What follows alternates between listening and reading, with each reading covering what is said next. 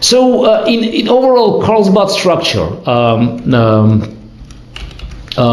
was considered to be in favor of white, and black tried number of other options here, trying to resolve the problem of bishop c8 immediately. For instance, c7, c6, and after e3, it even played bishop f5.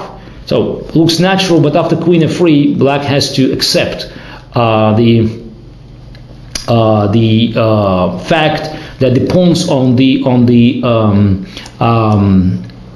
king side will be badly damaged. But it's an endgame, and there are two bishops, and some players like Nigel Short, for instance, believe that this structure is quite playable for black, and Short, and for another one was Rafael Vaganian, who played it even earlier. In my view, white keeps an edge, and there are many games being played. Nothing convincing for white, but I would prefer to look at the position from white's angle. I have to also mention that there was an attempt, sharp attempt. It's a game Smyslov-Pachman played many years ago. I think it's 1956 in Moscow, when black tried to play queen b6 here, and then after queen a5, queen takes b2, queen c8 check, king e7, knight takes d5, c d5, queen c1. It occurred that, despite both kings are misplaced, then eventually white had a solid advantage, because d5 pawn proved to be a decisive weakness.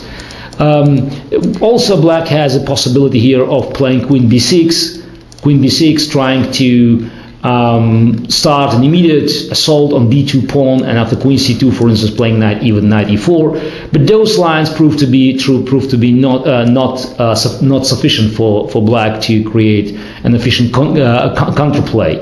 Also, we have to mention that white could play immediately queen c2 here, and then there is an option of playing knight a6, trying to use white's queen on c2, preparing knight b4, but it's also, in my view, was not sufficient to guarantee black a comfortable game. But also, just let's not forget that black knight on a6 does not have to go on b4 by all means. If white just plays a3, knight goes on c7, e6. And here we have to mention a very important, fundamental idea that was introduced by Swedish Grandmaster Gideon Stallberg. So the idea is just, when we look at the classical position, so was to, yes, c6, e3, say bishop e7, bishop d3, knight bd7, and say knight f3, knight f8, trying to save a tempo, because then the rook f8 square is not occupied by the rook and should waste time on rook e8. Queen c2, knight e6, bishop h4, g6, and then knight g7 and bishop f5.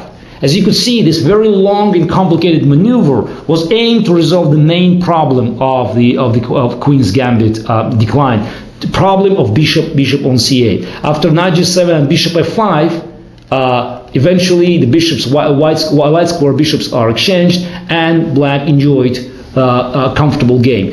In many other lines of Carlsbad structure, this maneuver is being, black is employing this maneuver as the main idea of solving the problem of bishop c8, and also exchanging the bishop on d3, which plays an important role in keeping an eye on e4 square. That's it's an own term, is a very important stronghold for developing black initiative, a potential initiative on the king side. So that's why playing knight a6 in some positions, it could be not only a possible intrusion on b4, but preparing the same idea of knight c7, knight e6, g6, and knight g7.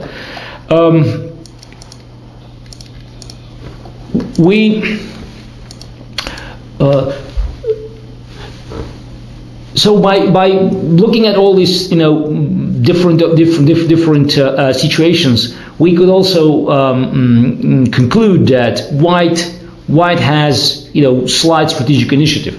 That's why black eventually in this position at move 3 after knight c3 had a clever thought. Why not to prevent this exchange on d5 followed by this pin or bishop g5 by developing bishop first, playing bishop e7, which The idea that was popular in 60s thanks to Boris Spassky, who played it quite regularly. He was not very keen on playing classical Carlsbad structure, so he played bishop e7.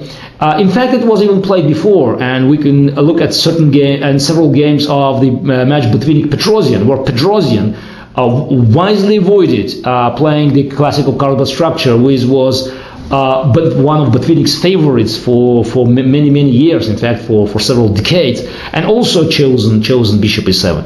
So in 60s this line was very popular, and eventually it was employed by Karpov, who played it against Korchnoi, against myself, and now it's still popular. Also white, instead of just going to the line knight f3, knight f6, which is a transposition to the classical Queen's Gambit, played cd5, ed5, and bishop f4. So it's again Carlsbad structure, but slightly different, and we just have to recognize the differences, which could be quite formidable, because now after c6, e3, bishop f5,